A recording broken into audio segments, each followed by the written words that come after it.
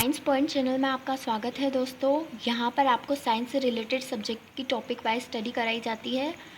तो यहाँ पर आपको एक वीडियो के माध्यम से हर टॉपिक क्लियर करवाया जाता है। उसी क्रम में आज हमारा टॉपिक है क्रेब्स चक्र या क्रेब्स साइकिल। इसके बारे में हम डिटेल से पढ़ेंगे और उसके बाद ट्रिक से भी हम इसको समझेंगे। ठीक है, तो उससे पहले आप हमारे चैनल को लाइक करें, शेयर करें, सब्सक्राइब करें। ठीक है, तो बिना देरी करे आज का टॉपिक शुरू करते हैं। क्रेब्स चक्र या क्रेब्स साइकिल। हमने पिछली वीडियो में ग्लाइकोलिसिस चक्र पढ़ा था। उस ग्लाइकोलिसिस चक्र में लास्ट प्रोडक्ट अंतिम उत्पाद 3 कार्बन युक्त पायरुविक एसिड प्राप्त हो रहा था। तो उस पायरुविक एसिड का आगे क्या होता है वो हम किस में पढ़ेंगे? क्रेब्स चक्र में। ये कार्बोहाइड्रेट के मेटाबॉलिज्म या उपापचय का दूसरा चरण है। ठीक है, पायरुविक एसिड जो हमें ग्लाइकोलिसिस चक्र से प्राप्त हुआ वो कोएंजाइम की उपस्थिति में उसमें यहाँ पर इसमें कोएंजाइम की उपस्थिति में किस में परिवर्तित हो जाता है? एसिटाइल कोएंजाइम में। यहाँ पर आप 4 टर्म्स पढ़ेंगे। पहला है वी कार्बोक्सिलीकरण, दूसरा है डिहाइड्रेशन, तीसरा है जलयोजन और चौथा है डिहाइड्रोजिनेशन। वी कार्बोक्सिलीकरण में क्या होता है? CO2 गैस का बाहर निकलना या कार्बन डाइऑक्साइड का बाहर निकलना वी कार्बोक्सिलीकरण या डी कार्बोक्सिलेशन कहते हैं इसे। और डिहाइड्रेशन, जल के अणु का बाहर निकलना डिहाइड्रेशन कहलाता है। H2O का बाहर निकलना। जलयोजन, जल के अणु का वापस अंदर जाना या योग होना H2O क्या कहलाता है? जलयोजन कहलाता है।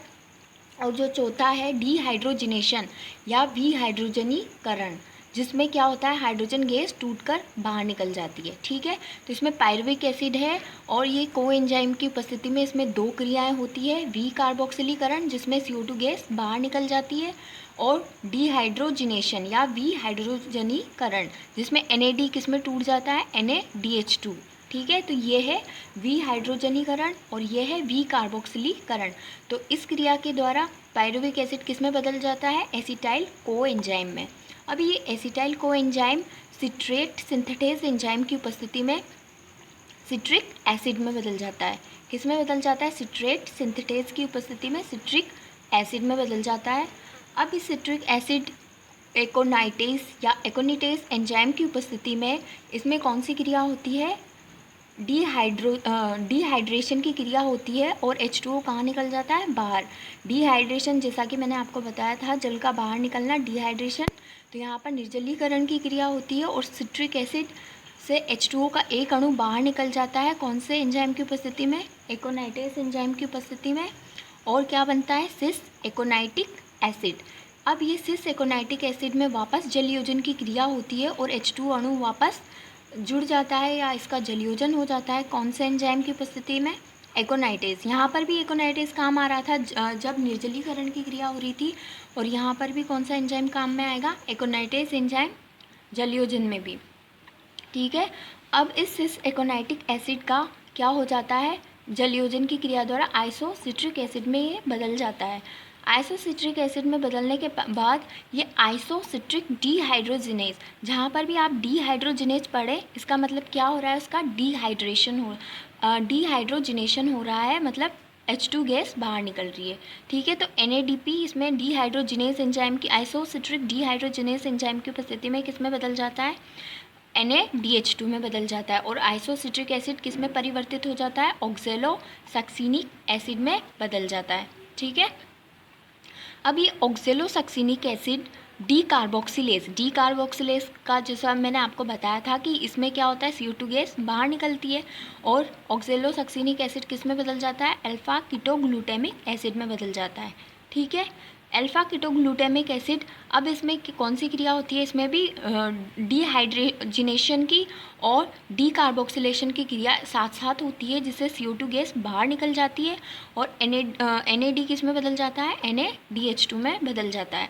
और अल्फा कीटोग्लूटामिक एसिड से कौन सा उत्पाद बनता है? Alpha ketoglutaric acid dehydrogenase complex. इसे आप एरो के नीचे भी लिख सकते हैं क्योंकि ये मध्यवर्ती होता है और इसकी उपस्थिति में ये अल्फा कीटोग्लूटामिक एसिड किस में बदल जाता है?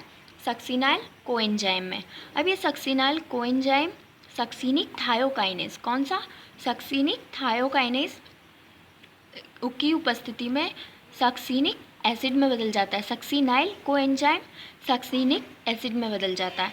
अब यहाँ पर सक्सीनिक डीहाइड्रोजिनेज, ये फिर से डीहाइड्रोजिनेज आ गया। इसका मतलब क्या होगा, डीहाइड्रोजिनेशन की क्रिया होगी और FAD किस में बदल जाएगा, FADH2 में। और सक्सीनिक एसिड किस में बदल जाएगा, फ्यूमेरिक एसिड में बदल जाएगा। ठीक है, फ्यूमेरिक एसिड में। अब यहाँ पर वापस क्या होगा, जलयोजन की क्रिया कौन से एंजाइम की उपस्थिति में, फ्यूमरेज एंजाइम की उपस्थिति में। और क्या बनेगा फ्यूमेरिक एसिड से, मैलिक एसिड। ठीक है, अब मैलिक एसिड, मैलिक डीहाइड्रोजिनेज, यहाँ पर फिर से डीहाइड्रोजिनेज आ गया। इसका मतलब NAD किस में टूटेगा, NADH2 में। और मैलिक एसिड से क्या बनेगा, ऑक्जेलो एसिटिक एसिड। ऑक्जेलो एसिटिक एसिड वापस किस में बदल जाएगा, एसिटाइल कोएंजाइम में। ये क्रिया चलती रहेगी। ठीक है, आपको समझ में आया। अब हम इसे ट्रिक के साथ पढ़ेंगे। तो ट्रिक कुछ इस प्रकार है, एक शॉर्ट स्टोरी के फॉर्म में है। आई होप आपको पसंद आएगी और आपको इसे अच्छे से समझ सकेंगे। ठीक है, तो ट्रिक इस प्रकार है। पायरू नाम की लड़की थी, कौन, पायरू नाम की लड़की, जिससे पायरुविक एसिड हो जाएगा। वो कौन से घर में रहती थी, एसी और टाइल के घर में रहती थी। एसी और टाइल के घर में रहती थी, जो कहाँ पर था, सिटी में था। तो सिटी से citric acid, AC tile, acetyl coenzyme, city से सिट्रिक एसिड। और एक नाइट, एक रात, एक नाइट यानी कि एकोनाइटिक, उसकी सिस्टर किसकी सिस्टर, पायरू की सिस्टर, उससे मिलने आई। तो आई से आइसोसिट्रिक एसिड।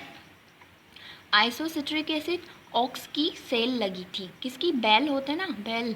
तो ऑक्स की sale, oxalosuccinic acid, ox की सेल लगी थी, ऑक्स की सेल, बेलों की सेल लगी थी।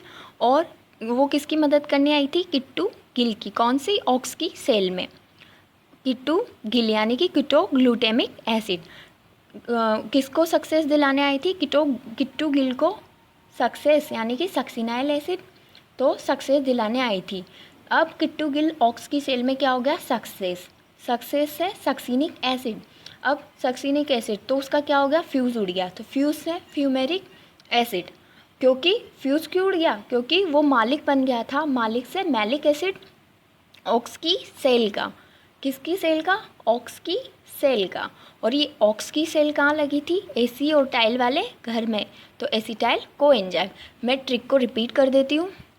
पायरू नाम की लड़की थी, जो एसी और टाइल के घर में रहती थी। कहाँ पर था ये घर, सिटी में। एक नाइट उसकी सिस्टर उससे मिलने आई।